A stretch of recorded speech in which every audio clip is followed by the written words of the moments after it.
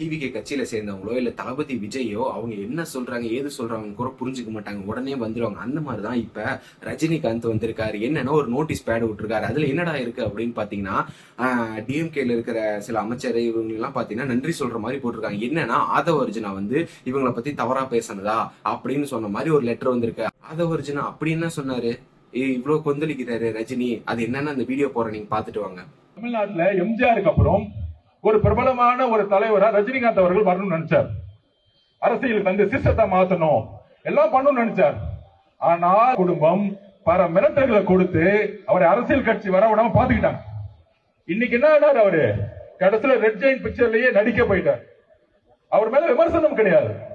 அந்த வலிமை, மன வலிமை நம்ம தலைவர்கிட்ட இருக்கு. நான் பதிவு பண்றேன்.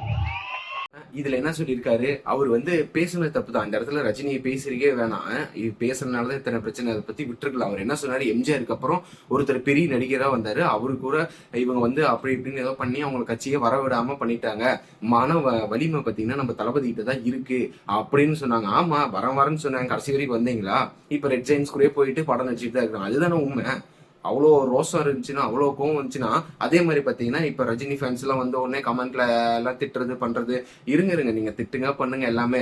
இப்ப பேசினார்ல ரஜினி, நான் இன்னொரு லிஸ்ட் போடுறேன், அதுல எவ்வளவு கேவலமா இழுத்துருக்காங்க. இப்ப நீங்க முட்டு கொடுத்துட்டு இருக்கிறீங்க டிஎம்கேக்கு, அந்த கட்சியில இருக்கிறவங்களும் ரஜினி என்னென்ன கிளிகிளின்னு கிழிச்சாங்கன்னு இந்த வீடியோ பார்த்துட்டு அதுக்கப்புறம் ஏன் அவங்க ரஜினி இதுக்கெல்லாம் பேசல அப்படிங்கறது நீங்க கமெண்ட் பண்ணுங்க.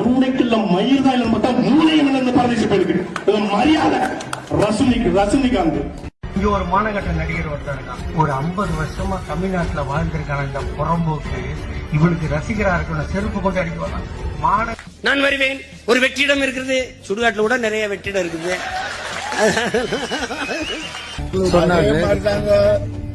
மூத்த நடிகர்கள் எல்லாம் வயசாகி போய் பல் உழுந்து போய் தாடி வந்து சாகர நிலைகள் நடிக்கிறதுனால இளைஞர்களுக்கு மிரட்டிதான் நம்ம நண்பர் ரஜினிகாந்தே கட்சி தொடங்க சொல்லியிருக்காங்க.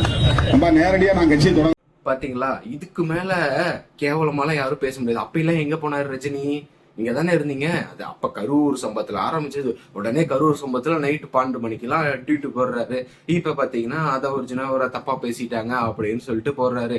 ஆக மொத்தம் விஜய் வர்றது யாருக்குமே பிடிக்கல. அது பாத்தீங்கன்னா விஜய் வந்து பெருந்தன்மையா எனக்கு சூப்பர் ஸ்டார் தான் பிடிக்கும்னு அவ்வளவு இதா சொல்றாரு. ஆனா அங்க இருக்கிறவங்க அப்படி இல்ல, நம்மளோட யாரும் பெரிய ஆளு இருந்துடக்கூடாது அப்படின்னு சொல்லிட்டு நீங்க தான் படம் நடிக்க போயிட்டீங்க ரெட் ஜெயின்ஸ் கூட, அதனால அவங்களுக்கு சொம்பு தூக்குறீங்க.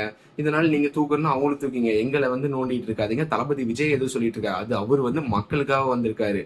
அந்த தைரியம் எல்லாம் யாருக்குமே இல்லை.